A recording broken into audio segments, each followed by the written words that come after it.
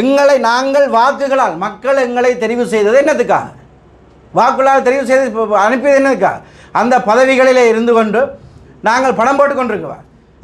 எங்களுடைய உதவியாளர்கள் சொல்லுகின்ற அல்லது அவர்கள் எழுத்தார விடயத்தை வாசித்துவிட்டு அதை பகிரங்கப்படுத்திவிட்டு வருவதற்காக நாங்கள் வந்தோம் இல்லை. நாங்கள் பதவிகளை காப்பாற்றிக் கொள்வதற்காக எங்களுக்கு யாரும் தந்த பதவி அல்ல, இது மக்கள் தந்த பதவி. இந்த பதவியை மக்களுக்காக நாங்கள் இழக்கவும் தயாராக இருக்கிறோம். ஆகவே இதை ஜனாதிபதி தந்த பதவி அவருடைய கட்சிக்கு விசுவாசமாக இருக்க வேண்டும், அவர்கள் சொல்லுகின்ற வேலையை செய்ய வேண்டும், இல்லாவிட்டால் பதவி பறிக்கப்படும். அந்த பயம் எங்களுக்கு இல்லை, எந்த அச்சமும் இல்லை. எந்த மக்கள் இந்த பதவி எனக்கு தந்தார்கள், அவர்களுக்காக வாய் திறந்தேன், அவர்களுக்காக எனது பதவி போனது என்பதிலே நான் பெருமை கொள்கிறேன். ஆகவே நாங்கள் அஞ்ச போவதில்லை. வடக்கு மாகாண கௌரவ ஆளுநர் அவர்களே, நான் விடுகின்ற இந்த சவாலுக்கு நீங்கள் தயாராம்? இன்றைக்கு பழைய பூங்கா வளாகத்திலே உள்ள அனைத்து கட்டடங்களுக்குமான அனுமதிகள், கட்டட அனுமதிகள், குடிபுகு சான்றிதழை உடனடியாக நீங்கள் இந்த வடக்கு மாகாண மக்களுக்கு பகிரங்கப்படுத்துங்கள். ஆகவே இந்த மூடிய குளிரூட்டப்பட்ட அறைகளிலே இருந்து குளிரூட்டப்பட்ட வாகனங்களிலே வீதி வீதியாக வலம் வந்து கொண்டு உங்களுடைய அருகிலே இருக்கக்கூடிய உங்களுடைய அவர்கள் அல்லகைகள் எழுதி தருகின்ற விடயங்களை வாசித்து கொண்டு அல்லது அவர்கள் சொல்லுகின்ற விடயங்களை பேசிக்கொண்டு எங்களுடைய மக்களை ஏமாற்ற வேண்டாம். நீங்கள் நல்ல அரசு அதிகாரி என்று சொல்லி நீங்கள் பதவியிலே இருக்கின்ற பொழுது கூறினார்கள். ஆனால் நான் சொல்லுகின்றேன், இவர் அன்றைய தினம் இன்றைக்கு மதிப்புக்குரிய 6 திருமுருகர்களுக்கு தெரியும், அன்றைக்கு கூலாவடியிலே அவருக்கென்று வழங்கப்பட்ட அந்த ஒரு காணியை அன்றைக்கு இராணுவம் இருந்தது, சுவீகரிக்க முற்பட்டது. நாங்கள் அதுக்கு எதிராக போராடினோம். அங்கே மதிப்புக்குரிய கஜதீவன் அண்ணன், முன்னாள் பாராளுமன்ற உறுப்பினர் அண்ணன் சிவாஜிலிங்கம் போன்றவர்கள் அங்கே இருந்தார்கள். நாங்கள் அங்கிருந்து நேரடியாக வந்து வடக்கு மாகாண அப்பொழுது யாழ் மாவட்ட அரசாங்க அதிபராக இருந்த வேதநாயகம் அவர்களை தான் சந்தித்தோம். அவர் எங்களை மதிக்கவும் இல்லை, எங்களை அல்ல, அங்கே இருந்த அப்போது மாகாண சபை உறுப்பினர்கள் இருந்தவர்கள் அண்ணன் சிவாஜிலிங்கம், கஜதீவன் போன்றவர்கள் கதிரையிலே இருங்கள் என்றும் சொல்லவில்லை. சொல்லுங்க இப்படித்தான் கேட்டுட்டு பாபம்னு சொன்னேன். உடனடியாகவே அந்த அரசாங்க அதிபர்கிட்ட கதவை பூட்டினது நான். அன்றைக்கு என்னுடைய நண்பர் டாக்டர் ஆமப்பூட்டை கொண்டு வந்தார், இழுத்து பூட்டி போட்டு அவரை பின்கதவால் ஓட வச்சினாங்க. ஆகவே இதெல்லாம் அவருக்கு தெரியும். ஆகவே இதற்கெல்லாம் பழி வாங்கும் முகம் போல நீங்கள் செயற்படலாம், இதற்கு நாங்கள் அஞ்ச போவதில்லை. அன்றைக்கு நாங்கள் உங்களை பின்கதவால் ஓட வச்சினாங்க. இது எல்லாருக்கும் பலருக்கும் தெரியும், சிலருக்கு தெரிஞ்சிருக்காது, இன்றைக்கு உள்ளாட்சி ஆணையாக இருக்கக்கூடியவருக்கும் தெரிஞ்சிருக்காது. ஆகவே இவற்றுக்கு நாங்கள் அஞ்ச போவதில்லை. நீங்கள் நேர்மையாக பணியாற்றுவதாக இருந்தால், இந்த வடக்கு மாகாண மக்களுக்கு விசுவாசமாக பணியாற்றுவது என்றால், உங்களுடைய மனசாட்சிக்கு பயந்து பணியாற்றுவதாக இருந்தால், நீங்கள் உங்களுடைய வடக்கு மாகாணத்திலே எத்தனை கட்டடங்களுக்கு உரிய கட்டட அனுமதி பெற்றிருக்கின்றது, குடிபுகு சான்றிதழ் பெறப்பட்டிருக்கிறது, ஏன் உங்களுடைய ஆளுநர் செயலகத்துக்கு நீங்கள் இன்றைக்கு குந்திருக்கக்கூடிய ஆளுநர் செயலகத்துக்குடைய குடிபுகு சான்றிதழ், கட்டட அனுமதி போன்றவற்றை பகிரங்கமாக வெளிப்படுத்துமாறு கேட்டுக்கொள்கிறோம். வணக்கம். சாவகச்சேரி நகர சபையினுடைய உபதவிசாளர் மற்றும் உறுப்பினர் பதவியிலிருந்து என்னை நீக்கி வடக்கு மாகாண ஆளுநர் வெளியிட்ட வர்த்தமானிக்கு எதிராக யாழ்ப்பாணம் மேல் நீதிமன்றத்திலே எழுத்தாணை மனு ஒன்றை தாக்கல் செய்திருந்தோம். அதன் மீதான கட்டளை இன்றைய தினம் கௌரவ மன்றினால் வழங்கப்பட்டிருந்தது. வடக்கு மாகாண ஆளுநரால் வெளியிடப்பட்ட வர்த்தமானிக்கு எதிராக என்னால் தாக்கல் செய்யப்பட்ட எழுத்தாணை வழக்கினை தள்ளுபடி செய்து கௌரவ மன்று இன்றைக்கு கட்டளை பிறப்பித்துள்ளது. ஆகவே இந்த தீர்ப்பை நாங்கள் ஏற்கின்றோம். நாங்கள் இந்த நாட்டினுடைய நீதித்துறை மீது பாரிய நம்பிக்கை வைத்திருக்கின்றோம். இந்த கட்டளைக்கு எதிராக நாங்கள் மேன்முறையீட்டு நீதிமன்றத்திலே ஒரு வழக்கொன்றை தாக்கல் செய்ய உள்ளோம் உடனடியாகவே. ஆகவே எங்களுக்கான இந்த தீர்ப்பின் மூலம் நாங்கள் எதிர்பார்த்த விடயம் நடந்துவிடவில்லை என்று நாங்கள் சோர்ந்து போகவில்லை. இந்த நாட்டினுடைய நீதித்துறை மீது எங்களுக்கு முழுமையான நம்பிக்கை இருக்கின்றது. ஆகவே மேன்முறையீட்டு நீதிமன்றம் எங்களுக்கு தகுந்த ஒரு தீர்ப்பை வழங்கும் என்ற நம்பிக்கையிலே நாங்கள் மேன்முறையீடு நீதிமன்றத்துக்கு செல்கின்றோம். ஆகவே வடக்கு மாகாண ஆளுநர் வெளியிட்டுள்ள அந்த வர்த்தமானி தொடர்பாக அவர் ஏன் என்னை பதவி நிற்கின்றார் என்பது தொடர்பாக மக்களுக்கு போதிய விளக்கம் இருக்கின்றது. உண்மையிலேயே வியாபார உரிமங்கள் வழங்குகின்ற பொழுது அந்த வியாபார நிலையங்கள் இருக்கின்ற கட்டடங்களுக்கு குடிபுகு சான்றிதழ் COC இருந்தால் மட்டுமே வியாபார உரிமம் வழங்குமாறும் அல்லது அவற்றினுடைய வியாபார உரிமத்தை இடைநிறுத்தி சட்ட நடவடிக்கை எடுக்குமாறும் வடக்கு மாகாண உள்ளூராட்சி ஆணையாளரால் கடந்த ஆண்டு 11ஆம் மாதம் 5ஆம் தேதி வெளியிடப்பட்ட அந்த அறிவித்தலை சபையிலே விமர்சித்து அந்த அறிவித்தலை நடைமுறைப்படுத்த மாட்டோம். ஏனென்று சொன்னால் எங்களுடைய நகரசபை எல்லைக்குள்ளே இருக்கக்கூடிய பெரும்பாலான கட்டிடங்கள் யுத்தம் நிறைவேறுவதற்கு முன்னரே கட்டப்பட்ட 50 வருடங்கள் பழமையான வர்த்தக கட்டிடங்கள் இருக்கின்றன. ஆகவே அவற்றுக்கு குடிபுகு சான்றிதழ் இல்லை, அவற்றை பெற்றுக்கொள்ளவும் முடியாது தற்போதுள்ள சூழலிலே. ஆகவே இவ்வாறான ஒரு அறிவுறுத்தலை நடைமுறைப்படுத்துவதனால் பெரும்பாலான கடைகள் மூடப்படும் என்ற காரணத்தினால் அந்த விடயத்தை சுட்டிக்காட்டி நாங்கள் அந்த சபையிலே அந்த விடயத்தை கதைத்து குடிபுகு சான்றிதழ் இல்லாமலேயே வியாபார உரிமத்தை வழங்குவோம் என்ற ஒரு தீர்மானத்தை ஏகமனதாகவும் எடுத்திருந்தோம். ஆகவே இவற்றுக்கு எதிராக வடக்கு மாகாண ஆளுநரால் ஒரு தனிநபர் விசாரணை ஆணையம் அமைக்கப்பட்டு என் மீது விசாரணை இடம்பெற்றது. அந்த விசாரணையினுடைய பரிந்துரையாக சொல்லப்பட்டிருந்தது சாவகச்சேரி நகரசபையை முற்றாக கலைக்குமாறு அந்த பரிந்துரையை சொல்லப்பட்டிருந்தது. என் மீது தனிப்பட்ட ரீதியிலே எந்த ஒரு இடத்திலும் அந்த விசாரணை அறிக்கையிலே என்னை பதவி நீக்க வேண்டுமோ அல்லது உறுப்பினர் பதவியிலிருந்து நீக்க வேண்டுமோ என்று சொல்லி அந்த அறிக்கையிலே எங்கும் சுட்டிக்காட்டப்படவில்லை. ஆகவே அதற்கு மேலால் சென்று அந்த விசாரணை ஆணையத்தின் பரிந்துரைக்கு மேலால் சென்று வடக்கு மாகாண ஆளுநர் என்னை உபதவிசாளர் பதவியிலிருந்தும் நகராட்சி மன்றத்தினுடைய உறுப்பினர் பதவியிலிருந்தும் நீக்கியிருந்தார். அவற்றிற்கு அவருடைய அந்த வர்த்தமானிக்கு எதிராகத்தான் நாங்கள் யாழ்ப்பாணம் மேல் நீதிமன்றத்தை நாடியிருந்தோம். எங்களுக்கு ஒரு நீதி கிடைக்கும் என்ற நம்பிக்கையிலே நாங்கள் நீதிமன்றை நாடியிருந்தோம். ஆகவே இன்றைக்கு இவ்வாறான ஒரு கட்டளை கிடைத்துள்ளது. நாங்கள் இந்த கட்டளையை மதிக்கின்றோம். இந்த கட்டளைக்கு நீதிமன்ற கௌரவ மன்று வழங்கிய கட்டளைக்கு எதிராக மேன்முறையீட்டு நீதிமன்றத்திலே நாங்கள் ஒரு வழக்கை தாக்கல் செய்ய உள்ளோம். அண்மையில் கருத்து தெரிவித்த வடக்கு மாகாண ஆளுநர் பழிவாங்கும் வகையில் தான் எந்த ஒரு செயலையும் செய்யலை என்று சொல்லியும் தன் உள்ள விதிகளின்படி தான் அந்த செயற்பாடு செய்திருந்தார் தெரிவித்திருந்தார். இது சம்பந்தமாக வடக்கு மாகாண ஆளுநர் அந்த தெரிவித்த கருத்துக்கள் தொடர்பாக நானும் முகநூல்களிலே பார்த்தேன். அவர் தனிநபரையோ அல்லது தனிப்பட்ட கட்சியையோ பழிவாங்க நடவடிக்கை இல்லை என்று அறிகின்றோம். ஆனால் அண்மையிலே எங்களுடைய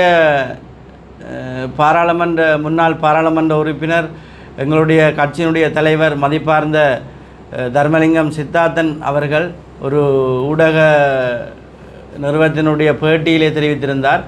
அவர் கைது செய்யப்பட்டு 2009ஆம் ஆண்டு யுத்தம் நிறைவடைந்த பிற்பாடு கைது செய்யப்பட்டு பயங்கரவாத லட்சத்திலே கைது செய்யப்பட்டு சிறை வைக்கப்பட்டிருந்த பொழுது அவருடைய தந்தையார் நான் நினைக்கின்றேன் மதிப்பார்ந்த பண்டிதர் வேதநாயகம் அவர் பண்டிதர் நாகலிங்கம் அவர்கள் எங்களுடைய தலைவரிடம் அவருடைய மகனை விடுதலை செய்வதற்கு முயற்சி எடுக்குமாறு கோரியிருந்தார். அதனால் அவர் தான் அன்றைய ஜனாதிபதியாக இருந்த மஹிந்த ராஜபக்சனுடன் கதைத்து 3 நாட்களில் அவர் விடுதலை செய்யப்பட்டதாக அறிந்திருந்தோம். அவர் அந்த செவியிலே தெரிவித்திருந்தார். அந்த நன்றி கூட இல்லாதவர் அதற்கு பிற்பாடு எங்களுக்கு தெரியும் பாராளுமன்ற நல்லாட்சி அரசாங்க காலத்திலே பாராளுமன்ற உறுப்பினராக எங்களுடைய தலைவர் சித்தார்த்தன் அவர்கள் இருந்த பொழுது சுன்னாகம் தபால் நிலைய கட்டடம் அமைப்பதற்காக ஒரு நிதியை அவர் வழங்கியிருந்தார். அதனையும் விட இணுவில் உலக பெருமஞ்சம் இருக்கின்ற இணுவில் கந்தசாமி கோயிலுக்கான அந்த பெருமஞ்ச வீதியை புனரமைப்பதற்காக ஒரு தொகுதி நிதியையும் வழங்கியிருந்தார். அந்த வீதி புனரமைக்கப்பட்டு அதனுடைய மீதி நிதியை எங்களுடைய அப்போது பாராளுமன்ற உறுப்பினராக இருந்த எங்களுடைய கட்சித் தலைவருக்கு தெரியாமல் இன்னொரு பாராளுமன்ற உறுப்பினருக்கு அப்போது வடக்கு யாழ் மாவட்ட அரசாங்க அதிபராக இருந்த வேதநாயகம் அவர்கள் பகிர்ந்தளித்திருந்தார். இது எங்களுடைய பாராளுமன்ற உறுப்பினருக்கு தெரியாது. அதே போல் அந்த தபால் நிலைய கட்டடம் கட்டப்படாமல் அரைவாசியிலே நிறைவு செய்யப்பட்டிருந்த பொழுது அந்த கட்டடம் நிறைவுறாமல் இருந்த பொழுது அது தொடர்பாக அவர் பாராளுமன்றத்திலே கதைக்கப் போகின்றார் என்று அறிந்தவுடன் அப்போது அரசாங்க அதிபராக இருந்த தற்போதைய ஆளுநர் வேதநாயகம் அவர்கள் அறிந்த பொழுது அன்றைக்கு பாராளுமன்ற உறுப்பினராக இருந்த அமரர் மாவை சேனாதிராஜா ஐயா அவர்களிடம் கதைக்குமாறு அவருடைய மகன் இன்றைக்கும் இருக்கின்றார் அமுதண்ணன் அவரிடம் கோல் பண்ணி அமுதன் ஒருக்கா அப்பாட்ட சொல்லுங்க சித்தார்த்தன் இப்படி பார்லிமெண்ட்டில் கதைக்க போது ஒருக்கா சித்தார்த்தன் சாரை கதைக்க வேண்டாம்னு சொல்லுங்கன்னு சொல்லி அப்பாட்ட கதைங்கன்னு சொன்னது. ஆனால் அதுக்கிடையில் எங்களோட தலைவர் பாராளுமன்றத்திலே அந்த விடயங்கள் தொடர்பாக பேசியிருக்கின்றார். ஆகவே அதற்கு பிறகு நடந்த நடைமுறைகள் அதற்கு பேர்ந்து மேலதிகமாக நிதி ஒதுக்கி அந்த தபால் நிலையம் புனரமைக்கப்பட்ட விடயங்கள் அனைத்தும் தெரியும். ஆகவே இவ்வாறு அன்றைக்கு எங்களுடைய கட்சி தலைவரோடு அவர் ஒரு முரண்பாடான ஒரு போக்கை கடைபிடித்திருந்தார். அதையும் விட இன்றைக்கு நாங்கள் சொல்லுகின்றோம், நான் ஒரு கூட்டத்திலே இந்த விடயத்தை சுட்டி காட்டியிருந்தேன். இன்றைக்கு ஆளுநராக இருக்கக்கூடிய வேதநாயகம் அவர்கள் அரசு அதிபராக இருந்த பொழுது சாவகச்சேரி நகராட்சி மன்றத்தினுடைய கழிவு கொட்டப்படுகின்ற இடத்திலே ஒரு மலக்கழிவு மீள் சுழற்சி மையம் ஒன்றை அமைப்பதற்கான கட்டடம் ஒன்று அமைக்கப்பட்டு இன்றைக்கும் அரைகுறையில் இருக்கின்றது. நீங்கள் வந்தால் பார்க்க தெரியும். அந்த கட்டடம் அமைப்பதற்கும் சாவகச்சேரி நகர சபைக்கும் எந்த சம்பந்தமும் இல்லை. அது நேரடியாக மாவட்ட செயலகத்தினால் அன்றைக்கு ஒப்பந்தம் கைச்சாத்திடப்பட்டு மாவட்ட செயலகத்தினுடைய தொழில்நுட்ப உத்தியோகத்தெல்லாம் அது பார்வையிடப்பட்டு அவருடைய கண்காணிப்பிலே அது அமைக்கப்பட்டிருந்தது. ஆனால் துரதிர்ஷ்டவசமாக அது இடைநடுவிலே நிறுத்தப்பட்டு அங்கே ஒரு மீள் சுழற்சிக்கான இயந்திரங்களும் சில பூட்டப்பட்டு அவை இப்பொழுது பயனற்றதாக அங்கே இருக்கின்றன. அதற்கு எவ்வளவு நிதி செலவழிக்கப்பட்டது, எவ்வளவு பெறுமதியான நிதி அங்கே ஒதுக்கப்பட்டது என்று தொடர்பாக எங்களுக்கு யாருக்குமே தெரியாது. இது தொடர்பாக அன்றைக்கு ஆளுநராக இருந்த அன்றைக்கு அரசாங்க அதிபராக இருந்த இன்றைய ஆளுநர் தான் வாய் திறந்து சொல்ல வேண்டும். ஆகவே இவற்றை நாங்கள் இந்த பகிரங்க வழியிலே சொல்லுகின்றோம் என்பதற்காக அவர் எங்கள் மீது எந்த நடவடிக்கையும் எடுக்கலாம், எங்களுக்கு எதிராக அவர் எங்கும் செல்லலாம். நாங்கள் அதற்கெல்லாம் அஞ்ச போவதில்லை. உண்மையிலே அவர் அன்றைக்கு நான் நினைக்கிறேன் அவர் ஆளுநராக வந்த பிற்பாடு முதல் ஒரு பகிரங்க வழியிலே அந்த எழுதப்பட்ட அந்த ஒரு அறிக்கையை வாசிப்பதை நான் அறிந்தேன். ஆனால் அவர் நன்றாக பேசக்கூடியவர். அவர் ஆளுநராக வந்த பிற்பாடு அந்த விடயத்தை வடிவாக செய்து கொண்டிருக்கின்றார். ஒவ்வொரு நாளும் நிகழ்ச்சிகள் நடக்கும், அங்கே போய் நன்றாக பேசுவார்கள். அவரோடு இருக்கக்கூடிய ஒரு சில அந்த ஊடக இணைப்பாளர்கள் அவர்கள் அதை அருமையாக எழுத்து வடிவம் செய்து அவருடைய முகநூலிலும் அல்லது ஊடகங்களுக்கும் அனுப்பி கொண்டிருப்பார்கள். இதை அவர் ஆளுநராக என்னத்துக்கு வந்தாரோ அதை செய்யாமல் இந்த ஊடக அறிக்கைகளையும் ஊடக சுய விளம்பரங்களையும் அவர் ஒழுங்காக செய்து கொண்டிருக்கின்றார். ஆகவே அவருடைய ஊடக ஆலோசகர்களால் எழுதி கொடுக்கப்பட்ட அந்த அறிக்கையை அன்றைக்கு வாசித்திருந்தார். அதை நானும் அவதானித்தேன். எழுத்து பிழை இல்லாமல் மிகவும் அருமையாக வாசித்திருந்தார். அதிலே அவர் எந்த தனிப்பட்ட காரணங்களுக்காகவும் தனிப்பட்ட நபர் மீதோ கட்சி மீதோ நாங்கள் நடவடிக்கை எடுக்கவில்லை என்று கூறியிருந்தார். ஒரு தந்தை நடவடிக்கை எடுக்கின்ற பொழுது சில அதை புரிந்து கொள்ள வேண்டும், அதை பிறகுதான் புரிந்து கொள்வார்கள் என்ற வாரியாக அவர் ஏதோ ஒரு கதைகளை எல்லாம் கட்டவிழ்த்து விட பார்க்கின்றார். உண்மையிலேயே அவர் இந்த கடிதம் அனுப்பப்பட்டு இதற்கு பிற்பாடு என் மீது விசாரணை குழு அமைக்கப்பட்டு விசாரணை நிறைவடைந்ததன் பிற்பாடு 2026ஆம் ஆண்டு 4ஆம் மாதம் 23ஆம் தேதி வடக்கு மாகாண ஆளுநர் செயலகத்திலே ஒரு கூட்டம் நடக்கின்றது. துறை ரீதியான கலந்துரையாடல் உள்ளூராட்சி அமைச்சு தொடர்பாக. இந்த கூட்டத்தினுடைய அறிக்கை இருக்கின்றது. இதில் யார் யார் பங்கு பெற்றுகின்றார்கள் என்ற விவரம் இருக்கின்றது. இந்த கூட்டத்திலே முதலாவது விஷயமே கலந்துரையாடப்பட்டது குடிபுகு சான்றிதழ் COC நிலை சரியாக முன்னெடுக்கப்படாது. ஒவ்வொரு வருடமும் நமக்கு பல மில்லியன் வரையான வருமான இழப்பு ஏற்படுகின்றது. குடிபுகு சான்றிதழின்றி இயங்குபவர்களை தடை செய்வது பொருத்தம் என உள்ளாட்சி அமைச்சின் செயலாளர் கூறினார். இதற்கு கட்டடம் கட்டுவதற்கு எடுக்கப்பட்ட அனுமதியில் கூறியவாறு கட்டடம் கட்டாமல் கட்டடங்களை கட்டி முடிப்பது வேறு முறையாக உள்ளது. இவ்விடயம் முறையான முறையில் சீர் செய்யப்பட வேண்டும். குறிப்பாக 2010ஆம் ஆண்டுக்கு பின்னர் கட்டப்பட்ட கட்டடங்கள் அனைத்துக்கும் குடிபுகு சான்றிதழ் கட்டாயம் எடுக்கப்பட வேண்டும் என்ற நிலையினை உள்ளாட்சி மன்றங்கள் உருவாக்கப்பட வேண்டும்.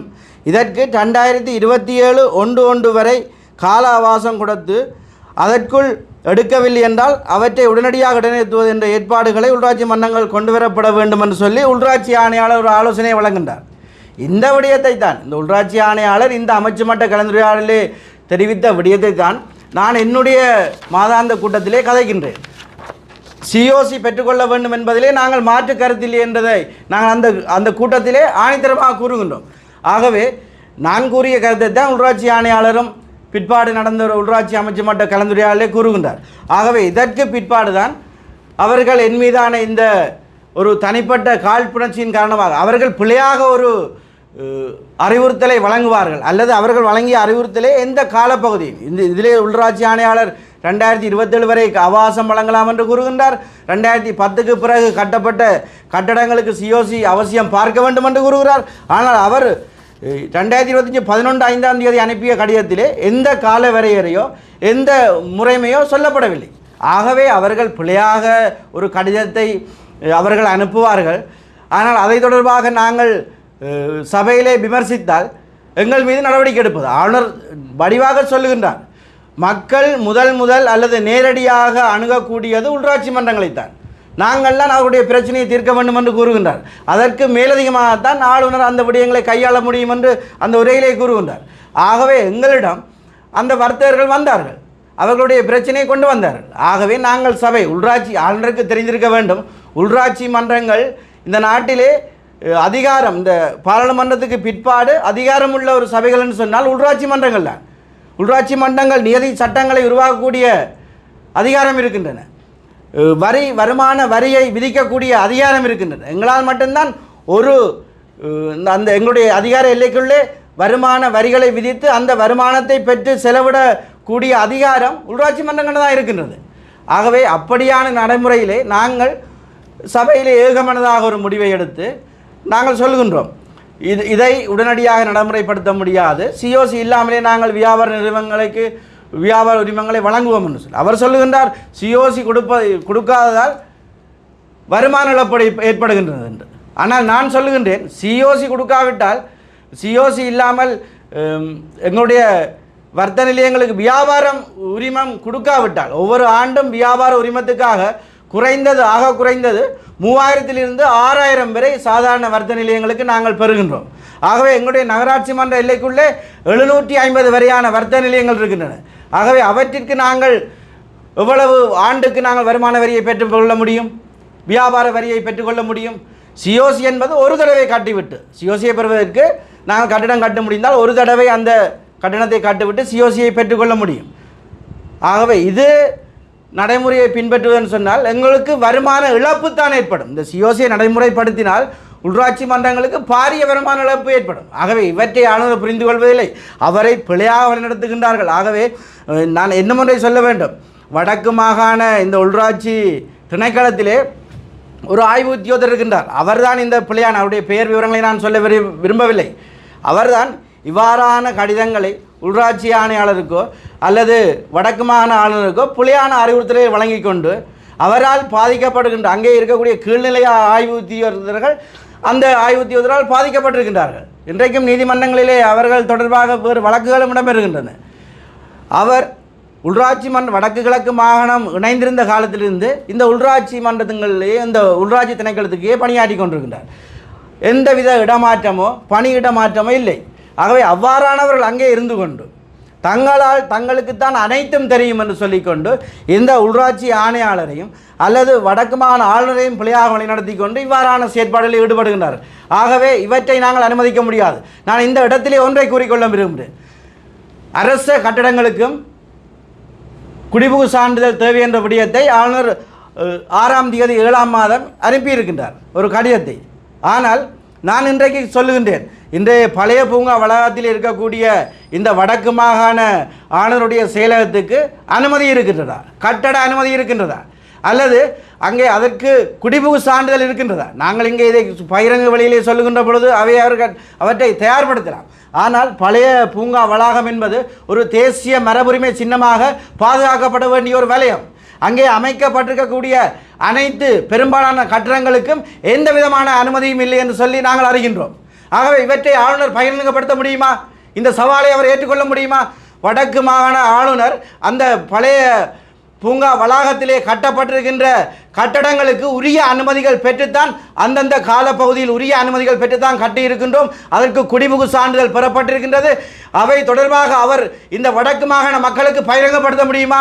எங்களுக்கு இந்த ஐயம் இருக்கின்றது, கேட்டுக்கொள்கின்றோம் நாங்கள்.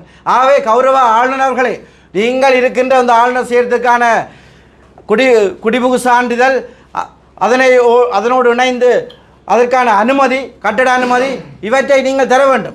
நாங்கள் சொல்கின்றோம், நீங்கள் குடிபுகு சான்றிதழ் இல்லை என்று சொன்னால் அவற்றை உடனடியாக மூடி உரிய நடைமுறைகளை பின்பற்றி குடிபுகு சான்றிதழை பெற்ற பின்பாடு அதற்கான அனுமதிகளை வழங்குமாறு கூறுகின்றீர்கள். நாங்கள் இன்னும் ஒன்று விடயத்தை சொல்லுகின்றோம். வடக்கு மாகாண ஆளுநர் அன்றைக்கு அரசு அதிபராக இருந்திருக்கக்கூடிய ஆயிரக்கணக்கான அரச அதிகாரிகள் பணியாற்றக்கூடிய பல்லாயிரக்கணக்கான பொதுமக்கள் தினமும் வந்து செல்லக்கூடிய இந்த மாவட்ட செயலகத்திற்கு உரிய குடிபுகு சான்றிதழ் இருக்கின்றதா? 2016க்கு பிற்பாடு தான் இந்த மண்ணிலே குடிபுகு சான்றிதழ் வடக்கு மாகாண சபையால் அவசியம் என்ற ஒரு விடயம் கொண்டு வரப்பட்டது. ஆகவே நாங்கள் யுத்தம் நிறைவடைந்து நான் நினைக்கின்றேன் மஹிந்தவனுடைய ஆட்சி காலம் நிறைவு பெறும் வரைக்கும், நல்லாட்சி காலம் பெறும் வரைக்கும் 2015 வரைக்கும் இந்த நாட்டிலே சிவில் நிர்வாகங்கள் சீராக இயங்கவில்லை, உள்ளூராட்சி மன்றங்கள் சீராக இயங்கவில்லை. அன்றைக்கு உள்ளூராட்சி மன்றங்களுடைய கட்டடங்களை திறப்பதற்கு, உள்ளூராட்சி மன்றங்களுடைய கட்டியிருந்த கட்டிடங்களுக்குடைய அந்த திறப்புகளை ஒப்படைப்பதற்கு அன்றைக்கு இந்த ஆளுநர் பாரிய முட்டுக்கட்டைகளை கொடுத்திருந்தார். அன்றைக்கு அந்த பலவந்தமாக அந்த கட்டடங்களை திறக்க முற்பட்ட வலிதற்கு பிரதேசனுடைய தலைவர் இன்றைக்கும் இருக்கின்றார் அண்ணன் பிரகாஷ் அவர்கள். அந்த கட்டத்தின் மீது கழிவோல் ஊற்றப்பட்டது திறப்பதற்கு முன்னால். அவ்வாறான ஒரு அடாவடியான ஆட்சி 2015 வரைக்கும் இருந்தது. ஆகவே இன்றைக்கு எத்தனையோ ஆண்டுகளுக்கு முற்பாட்டு கட்டப்பட்ட மாவட்ட செயலகத்துக்கு குடிபுகு சான்றிதழ் இருக்கின்றதா? இந்த வடக்கு மாகாணத்தில் இருக்கக்கூடிய பாரம்பரிய அரச திணைக்களங்களுடைய கட்டடங்களுக்கு குடிபுகு சான்றிதழ் இருக்கின்றதா? குடிபுகு சான்றிதழ் அந்த நேரத்தில் நடைமுறையிலே இல்லை. அதற்காக நாங்கள் ஒரு அறிவுறுத்தலை வழங்க முடியுமா? உடனடியாக மாவட்ட செயலகத்தை மூடி உரிய நடைமுறைகளை பின்பற்றி குடிபுகு சான்றிதழை பெற்ற பின்பாடு தான் அதை உங்களை திறக்க வேண்டும்.